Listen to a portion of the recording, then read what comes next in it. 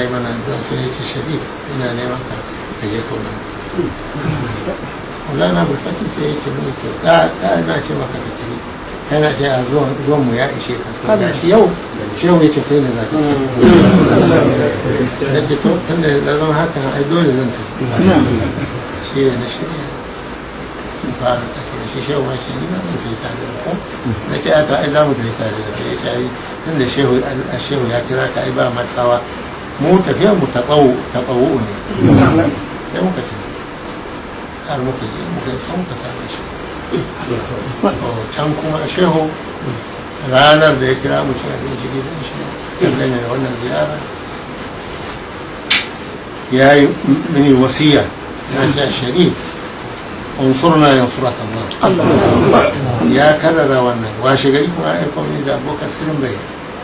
ya ce mai Sharif sai ga Ali yana zaune unsurna yansuraka Allah unsurna yansuraka Allah nake masa to akwai wani abu ne yake shehu baya faɗin haka sai a kai da shi sirrin bai yake mini a nan shi sai da yake shiri tun yaushe ne sanin ka da shi ne nake kwanan nan yake wannan abun wani abu yau yadda abun kaka ce suke da mun gama Allah ya kaddara ya yi mini ijaza ya yi mini abubuwa to Allah ya taimake mu yan uwa sun yawa duniya shehu yana buƙatar ku da ku tashi tsaye ku share duk wasu abubuwan da ba na gaskiya da suka rataya da lamarin shi shehu ba zai yi abin da ƙur'ani bai ce ba shehu ba zai yi abin da sunnar ma'aiki sallallahu alaihi wasallam ta hana ta ce kar ai ba zai ce ayi ba shehu bai taba taka darajar shehu tijjani ba da yace wa man yuhibbuni wa man yarani fi jannati khuld ila mutani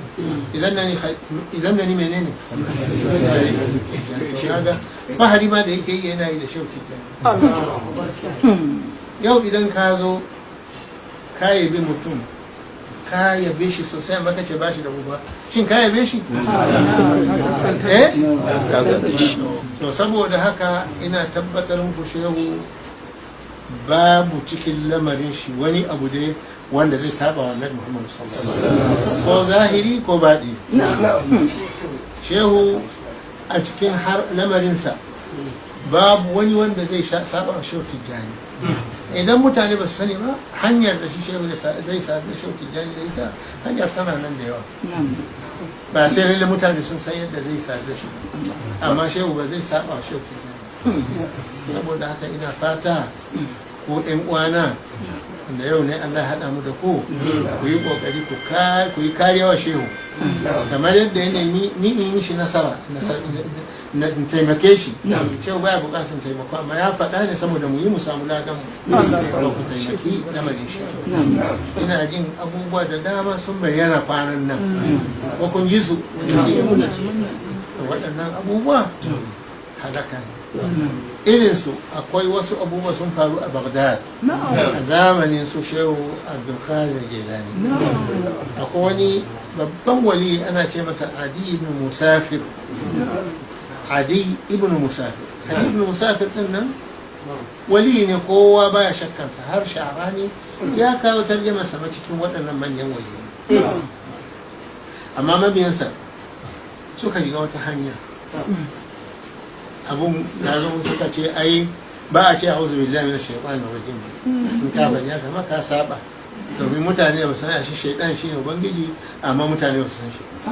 yake ma'arifa dai sai ka zo ka mai da abubuwa duk daya cikin haka mutanen nan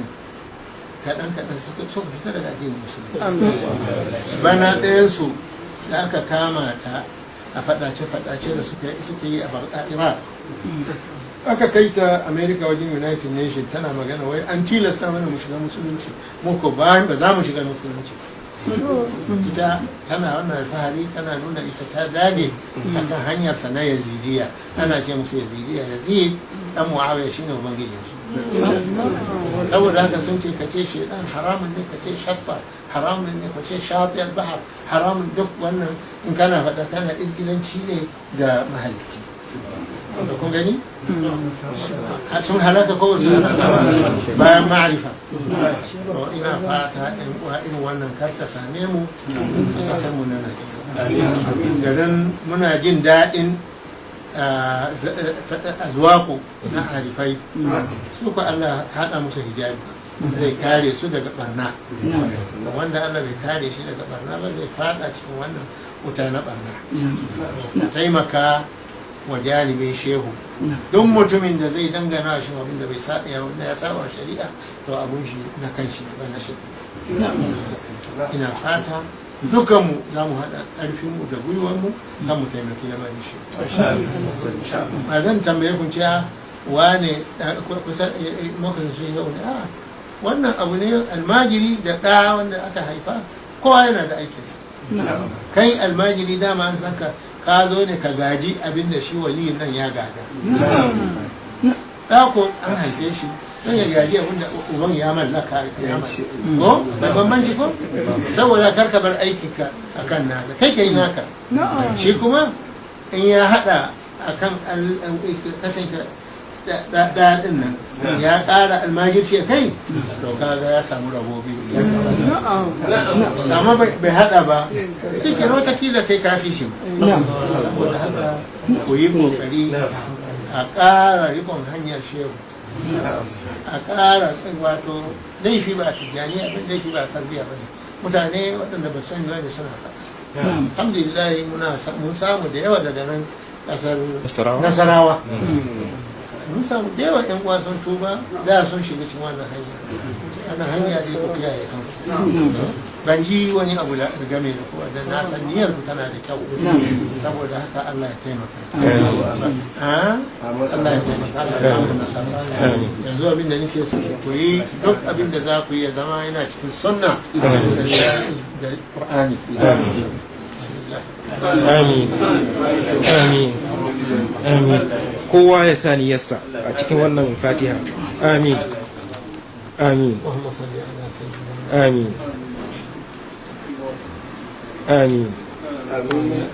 amin amin amin amin amin اللهم أحمل علينا آمين آمين آمين أجبنا منك يا رب العالمين. آمين وأصلح أحوالنا آمين آمين يا رب العالمين، واجعلنا آمين متصلين بك في آمين آمين آمين آمين آمين آمين آمين